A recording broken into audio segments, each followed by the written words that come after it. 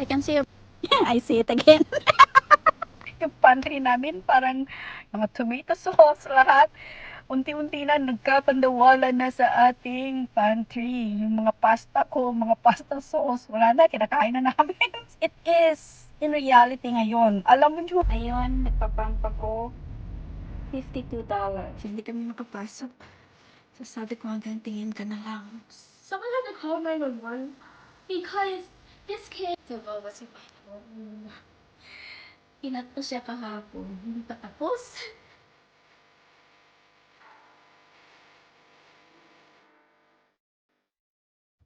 Hello guys, Sabado na naman at tayo ay chaperon na naman ni Tami. Pupunta po tayo ng Timbuktu. At dahil wala sa plano at tayo ay hinila lang, walang preparation, ang nangyari, pinagtawanan ko. He got the extra heater he thinks. He forgot the key of the RV.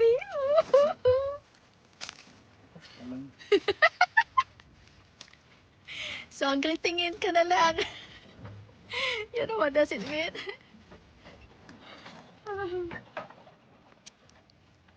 Oh my God, nagsusunog sila. Ito ang ayaw ko, yung amoy ng usok. Nasusuffocate ako dyan. Natawa pa kita kami kasi kalagitnaan na nakalimutan yung susi nito. So hindi kami makapasok. So sabi ko hanggang tingin ka na lang. So, imamoda lang namin yung grass. Yan na lang.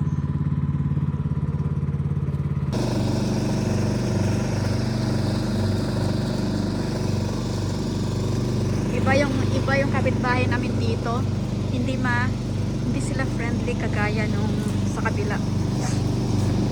Wala lang, wala silang pake.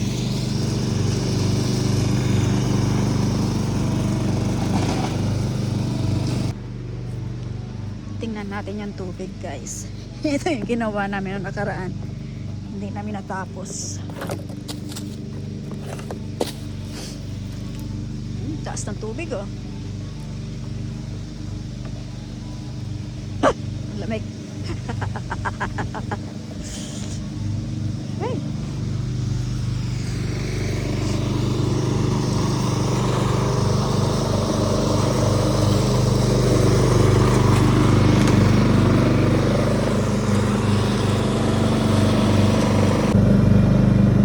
Natatalsikan ako. Delikado. Talikod tayo. Sinipag yung ibang tao. Sinipag. Hindi na sa kanya. Kapitbahay namin, wala lang pake. Iba yun sa isang lugar. Lahat sila nagsipuntahan para i-welcome kami. Yan sila, wala lang. Nonchalant lang ang kapitbahay namin. Tingnan ko anong gagawin ng isa na to. Kasi wala siyang susi. Balak pa naman namin palitan yung. We're done? We're done? How you gonna open the stuff? You're gonna open the door.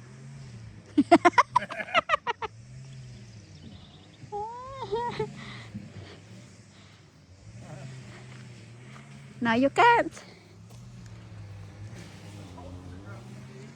Huh. How do I know? I told you to grab the key, lovey-dovey.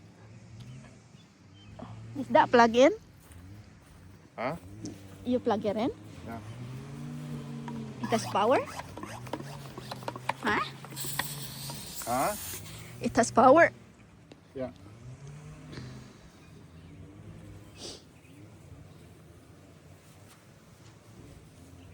Babe. Babe. They're not talking. Babe. They're not talking to you. The neighbor. Oh.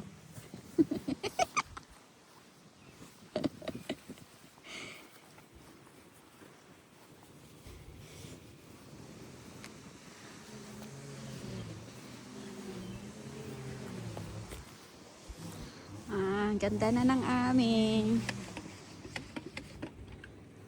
O, dito ulit. Next time, we will stay here. For 24 hours. We'll see which one is better. I already know which one's better. You don't really know which one is better. I am more challenged with the bathroom of this one. Ang ginagawa ng mga tao doon.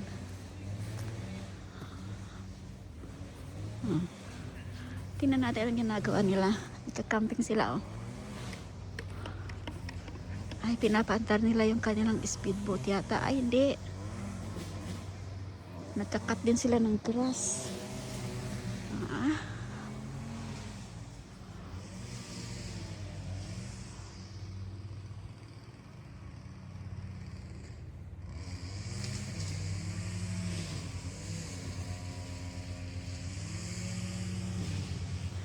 Babe, I'd rather to have that with grass. Huh? I'd rather want it to have grass. They had a long trailer, Oh. part of the pad. If you have a 35-foot long trailer, you need all this. You know what I We're mean? not Everything. we're not using that.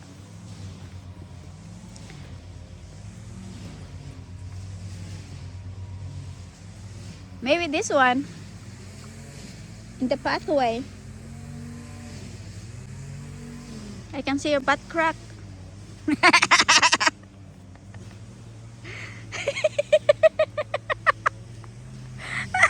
You're in video. I see your butt crack.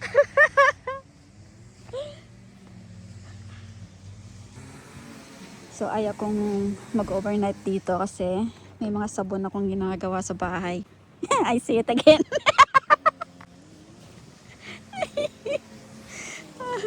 May mga sabon akong ginagawa sa bahay. Hindi ko matapos-tapos ang mga orders. Kaya sabi ko, wag muna. Kasi nagpapabaks ako sa Pilipinas. Maganda dito pagka hindi malamig. Pag hindi malamig, hala sige. Dito na kami. Ang labig pa eh. Ayan guys, I'll see you when we get back home.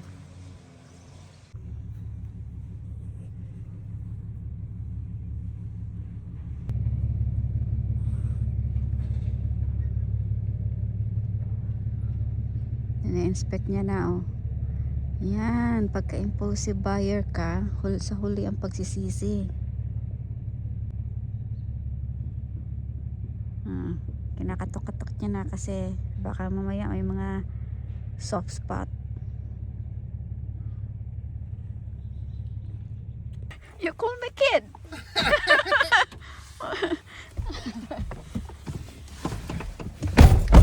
That guy, 20, 40 bucks here or there, you know what I mean, for gas.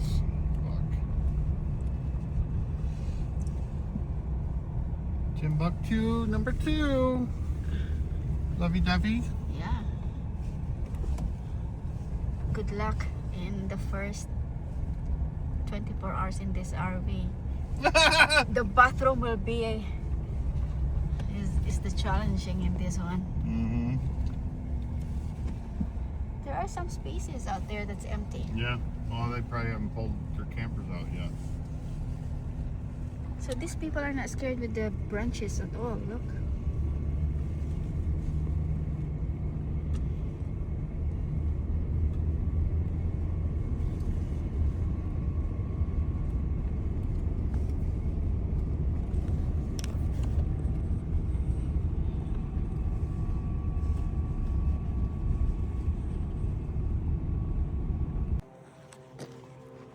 Oh yeah, there's a flashing light.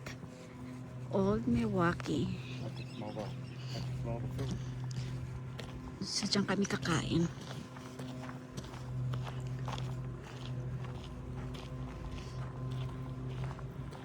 It's kind of like an old-fashioned one.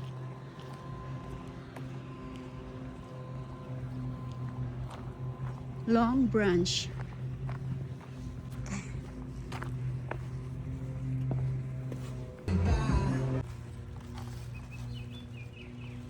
You're my foreground. My foreground. You see. silly.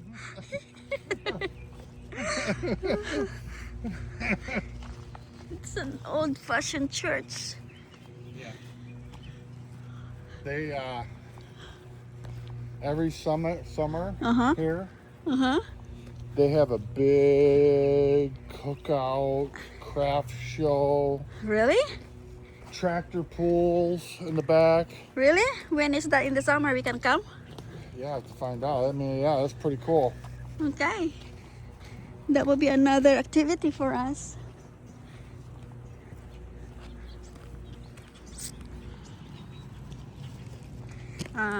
Kaya namin tinawag na Timbuktu to kasi tignan nyo naman, oh, walang kabahayan. Babe, why is it Timbuktu? It's in the middle of nowhere. Oh, walang kabahayan, guys. Oh my God. Yan ang nag-iisang restaurant. Several days later. Alam nyo guys, may sakit si Tami ngayon. Paminsan-minsan ko lang yan nakikitang may sakit. So, talagang mayroon siyang lagnat. Before, hindi naman siya yung parang nilalagnat, but yung parang nananakit lang yung katawan. Pero ngayon talaga may lagnat siya, pero pumasok pa rin. So, sabi ko sa kanya, ipagluto kita, gagawan kita ng chicken soup. Pero yung chicken soup na nasa isip ko, yung Filipino style, iba yung para sa kanya. Kaya papakita ko sa inyo kung ano ang gusto niya. Tingnan nyo to. Ito yung gusto nila. O yung parang, ano ba? Yung tinatagtad yung manok, tsaka yung potatoes, carrots, yung parang ganun. Then, isisimmer lang siya hanggang sa lumapot. Yan ang gusto niya. Yung sa akin naman, gusto ko tinola. Sabi ko, abay, sige. Oh. Ayan, so ginawan ko siya. Then, meron akong natirang chicken. So, ito, i-adobo ko to. 4 na piraso to. Adobo ko to para sa amin. Kasi, alam ko, si Zoe, iba ang gusto niyang soup. Gusto ni Zoe yung may tamarin. So, ayan. Hayaan ko lang to mag-simmer. Hanggang sa pwede ko nang mapisa yung potato. Then, para siyang lalapot mamaya kasi ipipiga ko yan. Then, yung starch ng potato ay magiging creamy siya dito. Then, etong buto-buto na to ay para kay Melo yan. Tingnan nyo pala si Melo, guys. I cut her hair. Kawawa si Melo, oh. Ayan, oh. Kinat ko siya kahapon. Hindi pa tapos.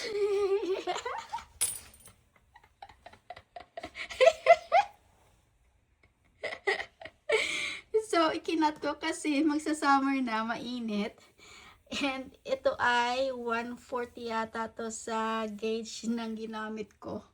Itsura niya. Pero gusto kong iwanan yung buhok niya kasi gustong gusto niya yung itatali ko siya. Hindi pa siya tapos. Ganyan. Kawawa si Melo. Paano yung singil sa amin? Ang mahal. Yan, ako muna ang magkakat sa'yo, ha? Yeah? Good girl. Can you tell me again what happened in school? Okay, so someone had to call 911 because this kid either fell off a swing or jumped off a swing, and they either fell or jumped off. We don't know yet, and they passed out. Yeah, and they were okay, thank goodness. But like they did come out with a broken arm. Yeah. Not as bad as what could have happened. You think she's fine? Yeah, they told us that she was fine. Sadly, after an hour of when it happened, about an hour, like maybe 45 minutes. I'm just so glad it wasn't you, Labidabe. Yep. But if I'm ever on a swing, I never jump off. And I don't swing too much. And if I am on a swing, I never have a courage to jump off. Yeah, safety first, huh? So the most likely situation is that I fell off. Yeah. Well, I'm glad it wasn't you. Yep. Chicken adobo or chicken soup? Chicken adobo. Hello, hello. Hi guys. Para akong nawawalan ng ganang magtrabaho. Kasi nauubos yung gas ko, guys. In 1 week, siguro nasa mahigit 200 plus ang aking gas.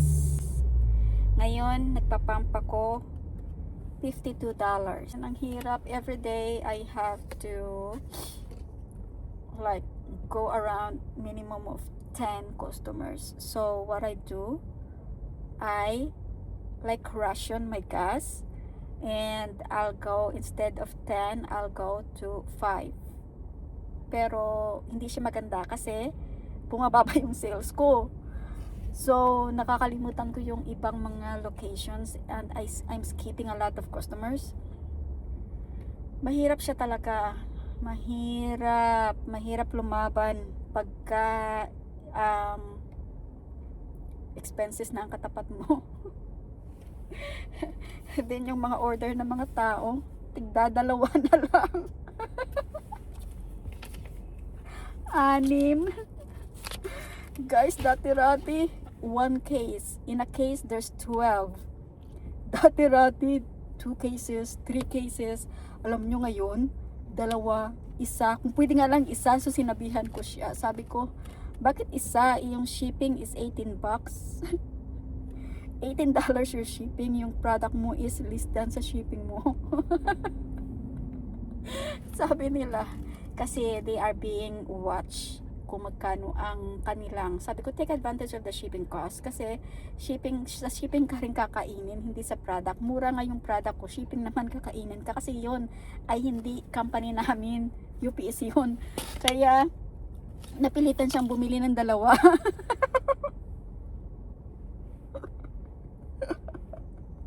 So, parang akong nag-iisip ako, sabi ko, lugi talaga ako nito pagka ganito ang araw ko. Alam nyo, I'm skipping a day.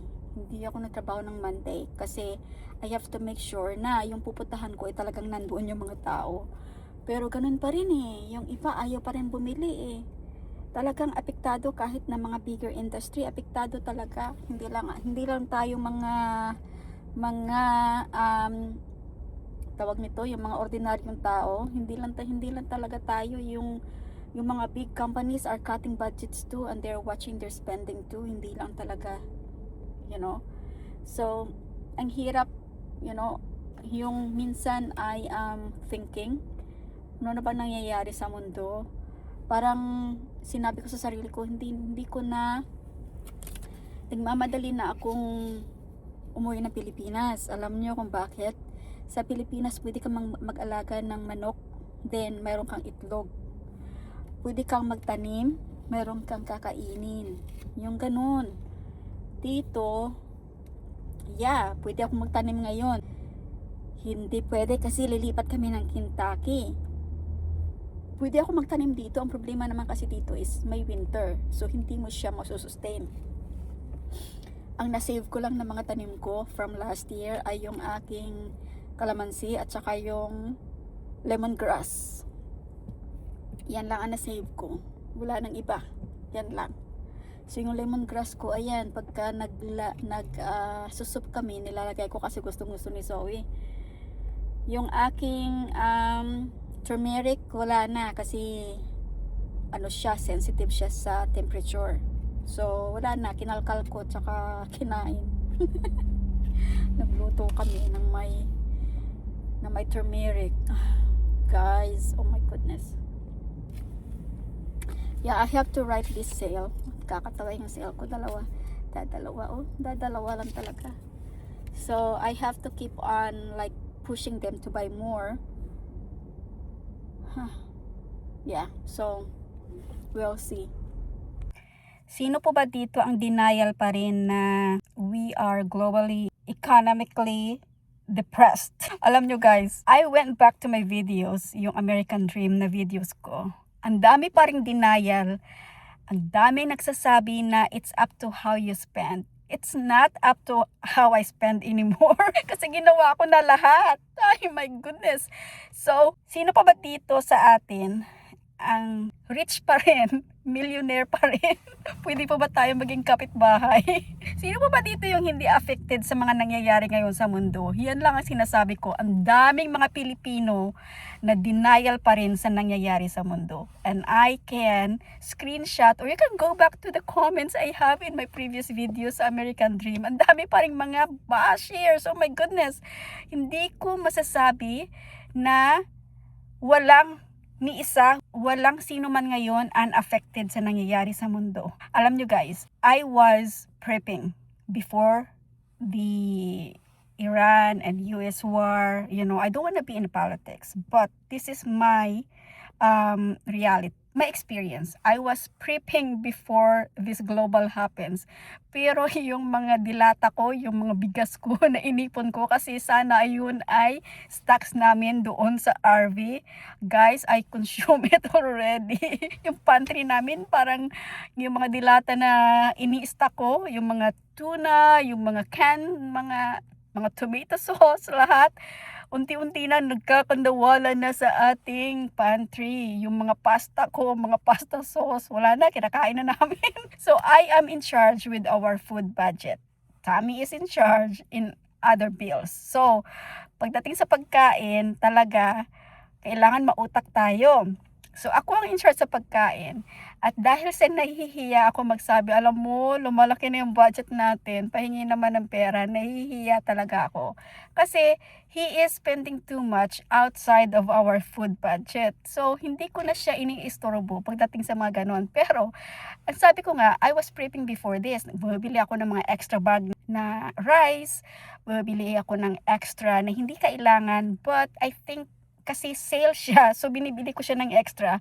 Ngayon ay nagkakandawala na sa ating pantry. So, we shop again, pero yung shopping namin ay dinala namin sa RV. So, mayroon kami pagkain sa RV. Mayroon akong isang 25 pounds na bigas doon. Bahala na anong mangyari, kailangan may bigas tayo. May mga kape ako doon, may mga asukal. Wala pa akong dilata doon, pero kailangan ko mag-stock ng dilata doon sa RV. Dito, ang dilata ay kunti-kunti na lang. It is in reality ngayon. Alam mo nyo, para akong natawa na lang sa mga bashers ko ha. Natawa na lang ako kasi denial pa rin sila. Wala nang denial. Accept nyo na talaga totoo. Nagsasuffer tayo lahat dito. Kung milyonarya ka man, please, ring me a bell, cut me a check. So, dinadaan na lang natin sa tawa itong mga nangyayari sa mundo natin. Ano bang ginawa natin, guys? Ano pa bang gagawin natin as an ordinary person, ordinary employee? Ano pa ba ang dapat natin gawin?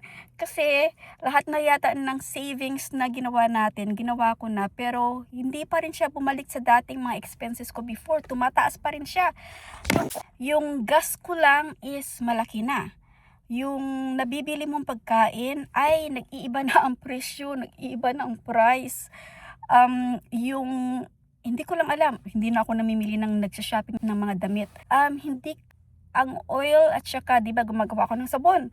So I know na nag-increase ang price ng coconut oil tsaka ng olive oil, lalo na yung olive oil kasi I'm not using the ordinary one, I'm using the organic olive oil. Hala, tumataas ang mga presyo ng mga oil.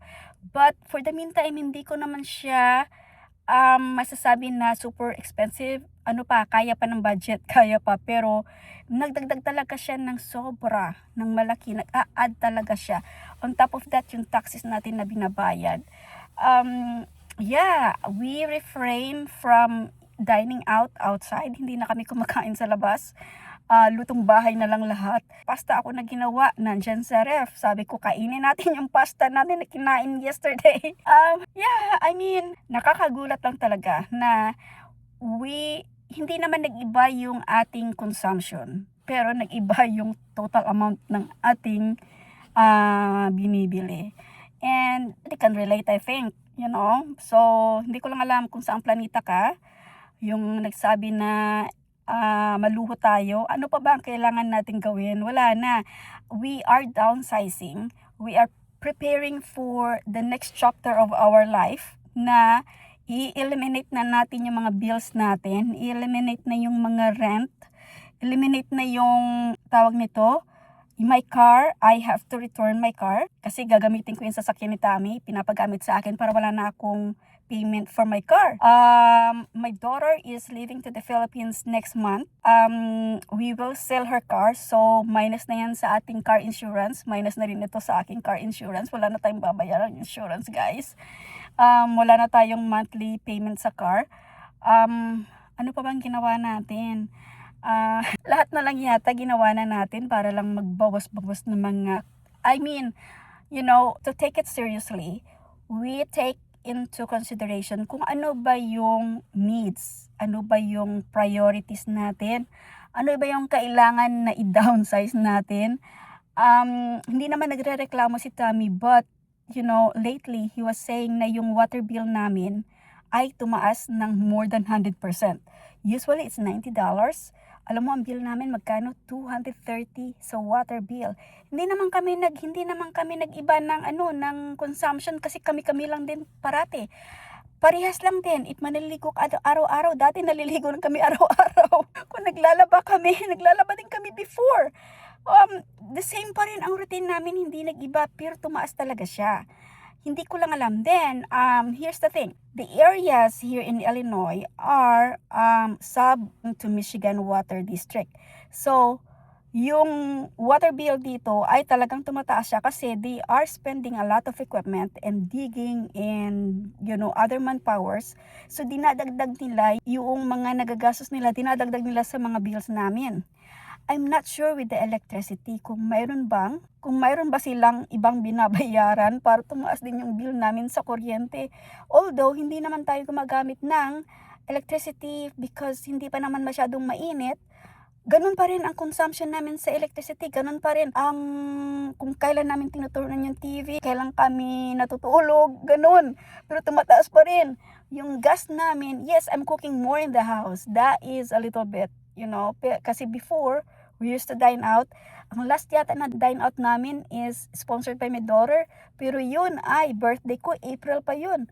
So hindi kami nagda-dine out masyado. Pero yung gas namin tumaas din. Yeah, so kahit na anong minimize mo ng mga spendings mo, pero yung other sectors of the government, yung other bills mo ay nagdadagdag pa rin. So I'm not sure what to do anymore. Tell me I am hypocrite, pero hindi ako nag-iipokrito dito. Totoo talaga tumataas yung bill. Sabihin na natin, saang mundo ka mga ngayon, hindi tumaas yung mga gastusin mo. Please, let's be kapitbahay na lang kasi talaga tumataas talaga siya. As in, I've never seen my paycheck go so fast until this time. Yung para kang overdrawn. hindi pa dumadating yung sahod mo, overdrawn ka na kasi I used to do an auto payment with everything sa mga bills natin kasi meron na akong personal bill, meron na akong credit card, yeah, so yan guys, I'm not sure what to do anymore. Hindi naman pwede tayo mag-stay na lang sa bahay kasi my job is to go out and drive around places. Hindi naman pwedeng pag nag-stay ka sa bahay, then you are doing some consumption in electricity and some stuff in the house too. So, it's kind of like, I don't know what to do anymore. So, yeah. So, ngayon para akong talagang natutuliro yung utak natin ngayon. Kasi, usually, I pump my gas at $29 full tank. Ngayon, ay $52. Parang doble, as in doble, guys. And sabi ko, Tommy, parang hindi ko ma-explain sa sarili ko ano ba nangyayari. Sabi niya, it will go down soon. Yung parang positive na lang yung comment niya. Oh, the gas price will go down soon. Yeah, parang hindi yata. Para tayong inuuto na lang yata. Inuuto tayo ng news. Hindi na ako nakikinig sa mga news, guys. Kasi pag makinig ako sa news, para akong nadidepress kaagad. Parang feeling ko hindi tayo makakalabas sa ganitong problema natin sa mundo ngayon.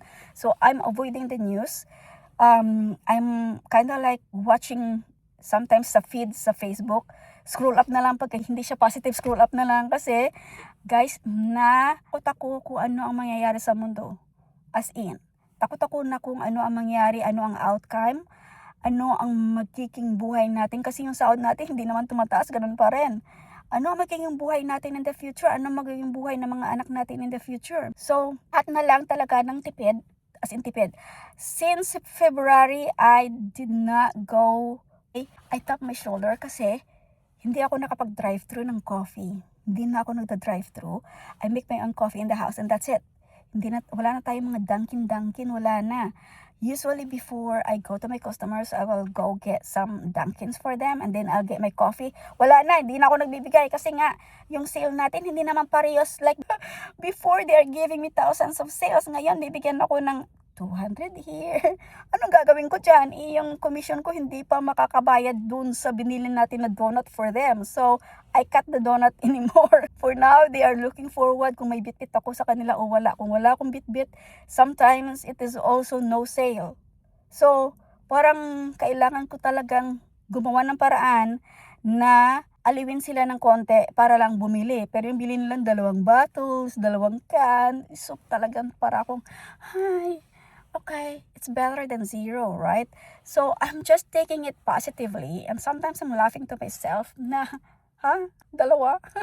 So, ayan guys. So, I don't know how to maintain this job anymore. Really, some of my co-workers are also expressing their thoughts, expressing their concerns na does the company extend a little bit more money for our gas kasi nagdoble na nga? Is there any plan? Is there any rebates? Kasi kahit sila big seller sila, ako hindi naman ganun kalaking sale ang sa akin kasi I'm trying to rebuild my name again. Pero sila talagang lalaki ng mga sahod nila, pero still they are expressing na, ang laki na ng gas ko. So, yan guys, I'm telling you the truth na kahit na mayroon tayong umaalalay sa ating mga expenses, affected pa rin ako guys. Talaga, wala tayong pera. As in, wala tayong pera. Magtanim na lang tayo. Sabi ko kay Tami, hey, can we buy some seedlings? I can raise my potato pot. I can raise my tomatoes, my beans. Sabi niya, and saan mo na naman itatanim yan? Kasi lilipat tayo. Sabi ko, pat nga. Sabi, dadalhin ko sa Kentucky yan. Ay, nako. So, let me know guys, what are you experiencing in your daily life right now? Kung ano ba, apektado ba kayo? Or am I the only one na nagsasabi ng totoo? Yeah, drop your comment. Ano ba ang ginawa natin? Ako, I am selling some stuff pero walang may bumibili. Benta ako ng mga second hand, walang may bumibili na. And I really don't know. Everybody is scared to spend their dollar right now. Very. As in, hindi ko nakita yung 2 can in my career, in my sales career. Hindi ko nakitang bumili ng 2 can ang mga customers ko up to today. Now, 2 lang talaga, as in 2. So, drop your comment. What are you doing na para mais ang anxieties and fear? Kasi takot talaga ako guys. As in, I am rationing my gas kasi I cannot afford to pay $52 a day or every 2 days in my gas spending. It's a lot. So, ano ba ang mga future plans natin? Ano ba ang mga plano natin? We are solid in going back to the Philippines, or the Philippines is also experiencing the same recession, especially in gas. But in the Philippines, kung masipag ka at hindi ka mapili, I know we can survive. I know we can plant anywhere kasi mas richer ang soil natin sa Philippines. Basta, I am convinced na makakasurvive ako sa Pilipinas pagka talagang ganito ang mangyayari sa economy ng Amerika. I am not hesitating to go back to the Philippines at all. As in. Kaya, yes, drop your comments. What are you doing right now to ease the problem? I know I can tell you guys, ang hirap maghanap ng trabaho ngayon. Kaya, sige lang Angie, I'm stretching my job as much as I can. Good luck to everybody. And please be safe out there. And please give me tips in your comments what to do and how to save. Kasi I did my best to save. Wala na yung mga subscription natin. Cancel na yung mga subscription natin. Wala na mga Amazon guys. Wala na yun. Ano pa ba? I tried everything. Hindi ko naman makancel yung telephone subscription natin kasi in US, hindi naman kagaya sa Pilipinas that we will buy a load next door para may pang-text tayo. Dito hindi pwede. So, I'm paying $90. Hindi naman pwede i-cancel yun. Paano tayo makakagawa na, paano ako makapag-contact sa mga customers ko? Paano ako because I rely on maps and I rely on Google Maps. Paano ako if I am outside the house? Kasi may internet tayo sa bahay. Kaya, priorities. Yun. I'll see you in my next vlog.